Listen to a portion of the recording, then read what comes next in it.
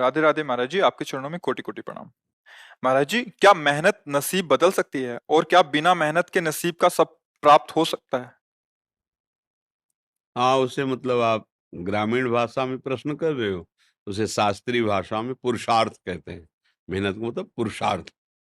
अगर प्रबल पुरुषार्थ है तो बुरे प्रारब्ध को मिटा सकता है और नवीन सुख सामग्री को सजा सकता है। पर प्रबल पुरुषार्थ होता है परोपकार। दूसरे के भारी समस्या दुख में सम्मिलित होकर उसको मिटा दो और भगवान का स्मरण करो। इन दो के द्वारा ये प्रबल पुरुषार्थ आपके पूर्व प्रारब्ध को नष्ट कर देगा। जैसे मेहनत बहुत करते हैं और लाभ बहुत कम प्राप्त होता है, और बहुत कम मेहनत करते हैं बहुत ज्यादा लाभ प्राप्त होता है। ऐसे व्यक्ति देखे जाते हैं कि जिनकी दिनचर्या में मतलब भाग्यवश केवल धन आ रहा है, कोई मेहनत नहीं। और एक आदमी है दिन भर मेहनत करता है, 400-500 रुपया, वो भी पूरे परिवार को ठीक से पूरा भोजन वस्त्र पढ़ाई लिखाई सब नहीं कर पा रहा।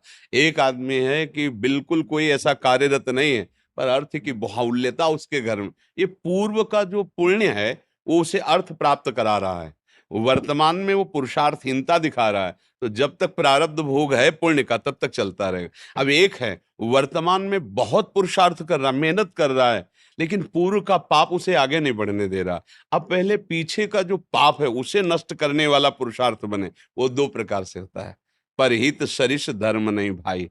दूसरे का किसी का ऐसा हित हो जाए जो असहाय है, असमर्थ है, रोगी है, परेशान स्थिति में, हम उसका सहयोग कर दें बिना किसी स्वार्थ के और प्रभु का नाम जप करें। इन दो के द्वारा हम पुराने पुराने कर्मों का परिणाम जो हमें आगे नहीं बढ़ने उनको हम नष्ट कर सकते हैं। तो हुआ तो ये भी प्रयास ही ना, मेहनत ये भी तो हुई ना। नाम जप करते हुए दूसरों के सुख की भावना में अपने कर्तव्य का पालन करते हुए, तो ये पुरुषार्थ आपके पूर्व प्रारब्ध का नाश कर सकता है।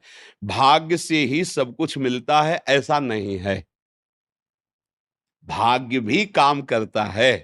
जैसे बहुत पढ़ लिख करके ग्रेजुएट हुए लेकिन प्रारब्ध इतना बुरा है, नौकरी नहीं मिल रही, तो बेचारे गांव के कार्य कर रहे हैं या छोटी मोटी दुकान कर ली, और ऑफिसर रैंक की पढ़ाई किए हुए है।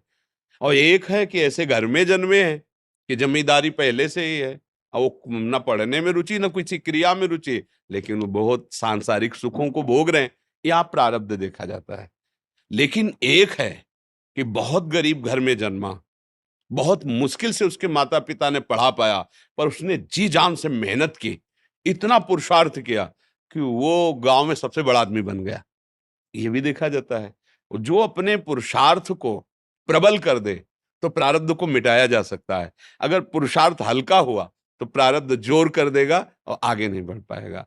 सबसे जोर का पुरुषार्थ है परहित करना और भगवत स्मरण करना। ये मतलब शास्त्र की एकदम सार बात बता रहे हैं। जिसको संसार में सबसे जल्दी उन्नति प्राप्त करनी हो, ये दो बात पकड़ ले। भगवान से मनावे कि कभी किसी की सेवा का अवसर हमें दीजिए। माता पिता गुरुजन, कोई बाहरी पशु पक्षी, ऐसा कोई बीमार व्यक्ति जिसका कोई सहयोगी नहीं, कोई ऐसा जिसको हमें अवसर मिला है, बहुत बड़ी मतलब ये बिल्कुल रामबाण औषधि समझो कि इसमें अचूक वो तुम्हारे प्रारब्ध को विध्वंस कर देगी। जहां तुमने किसी असहाय की बिना स्वार्थ के, बिना कुछ लेने की भावना के और तन मन धन वचन से सेवा की और भगवान का स्मरण किया, ये तुम्हारे पूर्व प्रारब्ध का नाश कर देगा। और जब हम दूसरों का सुख छीनते हैं, ये भी मेहनत है। चोर भी तो मेहनत करता है, न जाने कितना हिम्मत करता है दूसरों की संपत्ति चुराने के लिए, मारपीट सहता है, मारपीट करता है। वो मेहनत करके दूसरे का धन अपहरण करके दूसरे को दुख देने वाली क्रियाएं करता है।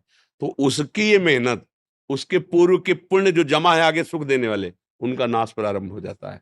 पूर्व का पाप और वर्तमान का पाप, ये जब दोनों मिलेंगे तो किसी काम का नहीं कहते मिट्टी में मिल गया, किसी काम का नहीं, सब विध्वंस हो जाता है। इसलिए सदाचरण करो। और ये अंदर की बात कह रहा हूं, हृदय की, दूसरों को सुख पहुंचाने की भावना ले आओ और नाम जप करो, जय को प्राप्त हो जाओगे। परहित सरिस धर्म नहीं भाई। जटायु जी को वो गति, वो दुलार मिला जो महाराज दशरथ जी को प्रभु ले ले दशरथ जी वहां प्राण त्याग रहे हैं, भगवान श्री राम वनवास में। जटायु जी ने अपने प्राणों की परवाह न करके सीता जी की रक्षा रावण से करने के लिए रावण पर, महाबली रावण है, आक्रमण कर दिया और एक बार तो बेहोश करके गिरा ही दिया चोंच और पंजों की मार से, और उसके चंद्रहास के प्रहार से पंख कट गए। राम राम राम, देखा भगवान श्याम, गोद में भगवान ने उठाया और ये भगवान ने एक वचन कहा कि ये मेरी कृपा से नहीं, आप अपनी करनी से ऐसी उत्तम गति को प्राप्त हो रहे हो। भगवान ने एक शब्द कहा, ये आप अपनी करनी से ऐसी उत्तम गति को प्राप्त हो रहे हो, तात ये मेरी कृपा की बात नहीं, तुम्हारी करनी करनी की, तब वहां पर हित सरिस धर्म नहीं भाई।